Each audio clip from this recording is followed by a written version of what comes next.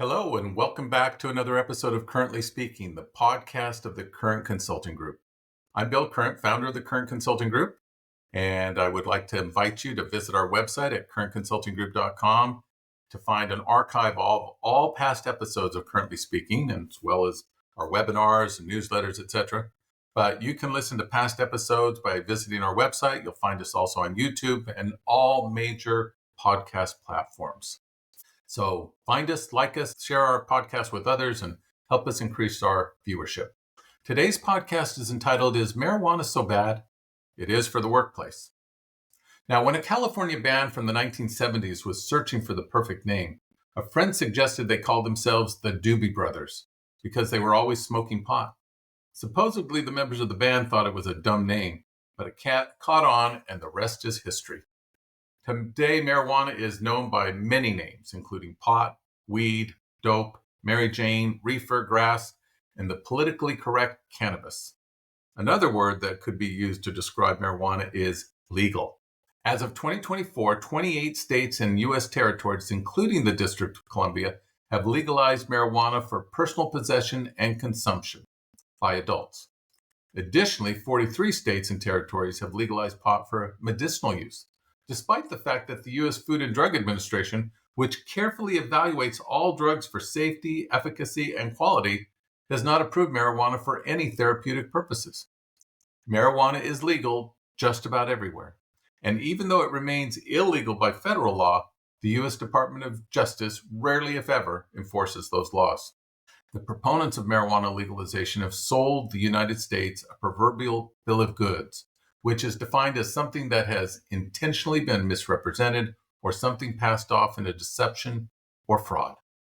Can you imagine what it would be like to someday know that your life's work resulted in harming millions of people and caused the deaths of countless others who smoke pot because you helped make it legal?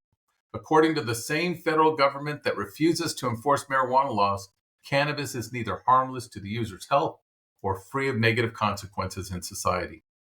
The physical and mental effects of marijuana use can be devastating to a person's quality of life.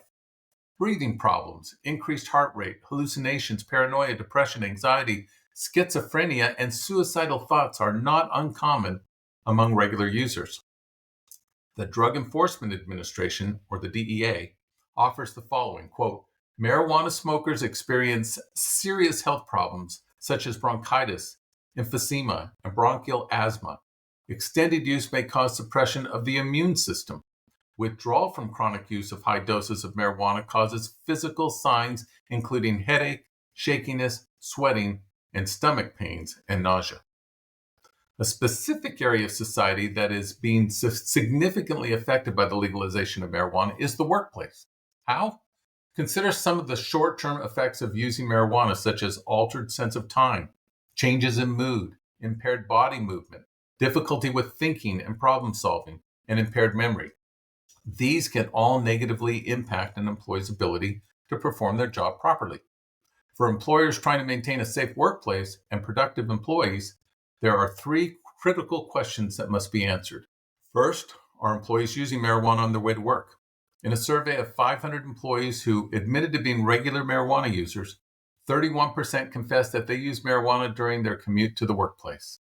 In Current Consulting Group's 2024 Drug Testing Industry Survey, 78% of drug testing providers said they have had at least some clients discontinue testing for marijuana, and 59% said they believe the decision to discontinue testing for marijuana encourages employees to consume marijuana before work. Next, are employees using marijuana while on the job? Another survey of employees found that more than 1 in 5 said they have used marijuana recreationally in the workplace and during work hours. Further, nearly 5% admitted to using marijuana recreationally on a daily basis, and over 13% said they use marijuana at work more than once a month. And in that survey of 500 marijuana-using employees, 48% admitted to using pot at work, either during breaks or while actively working. And then finally, are employees working under the influence of marijuana? Well, it's true that a positive drug test does not prove that a person is impaired. It does prove that they have drugs in their system. Because a rapid oral fluid test, for example, detects the parent drug or the drug itself rather than a metabolite, It is capable of detecting drugs within minutes after a person uses.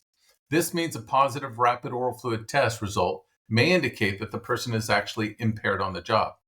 A 2021 analysis of 80 scientific studies concluded that the window of impairment for cannabis use is between 3 and 10 hours. The report also stated that impairment may last up to 10 hours if high doses of THC are consumed orally. A more typical duration of impairment, however, is 4 hours, when lower doses of THC are consumed via smoking or vaporization, and simpler tasks are undertaken. For example, those using cognitive skills such as reaction time, sustained attention, and working memory. This impairment may extend up to 6 or 7 hours of higher doses if higher doses of THC are inhaled and complex tasks such as driving are assessed. Now, for the most important question, why should employers care if their employees are smoking dope on the way to work or getting high while on the job? Because drug-impaired workers are dangerous, unsafe, and more likely to be involved in a workplace accident. According to the 2024 Quest Diagnostics Drug Testing Index, over the last 5 years in general workforce, non-federally mandated urine testing, overall post-accident positivity increased 22.6%. Specifically, post-accident positivity as compared to pre-employment tests in urine specimens for marijuana and cocaine in the general U.S. workforce was higher by 58.7% for marijuana and 230% for cocaine. At the same time, pre-employment positives just for marijuana increased 18.2% for this same group between 2021 and 2022, and 30% over 5 years. The study offered the following statement. Quoting from the Quest report, here again, marijuana usage by workers appears to be driving the significant increase in post-accident positive results. In 2022, post-accident marijuana positive urine drug tests in the general U.S. workforce were up 9% compared to 2021, extending a steady increase in post-accident marijuana positivity over a 10-year period between 2012 and 2022. Following a decline in marijuana post-accident positive results between 2002 and 2009, marijuana post-accident positives have increased 204%. In conclusion, here's what we know. Too many employees are using marijuana while on their way to work or smoking pot while on the job, and many are impaired while working, resulting in an increase in post-accident positive drug test results. Should employers who are concerned about workplace safety conduct drug testing? Yes. And not only should they conduct drug testing, but specifically they should conduct pre-employment testing as a means to identify workers who are not a good fit for safety-sensitive jobs, and post-accident testing to identify workers who have violated drug-free workplace policies and could continue to pose a risk to coworkers and customers if their on-the-job marijuana use remains undetected. Regardless of what name you use for it, marijuana in the workplace is a problem, and drug testing helps to mitigate its pervasive negative effects. Thank you for joining us for another episode of Currently Speaking. Check out our website at currentconsultinggroup.com for an archive of all past episodes. And if you have topics you want us to maybe do an episode on, feel free to contact us. We love suggestions. Check us out on all the major podcast platforms, and we'll see you next time.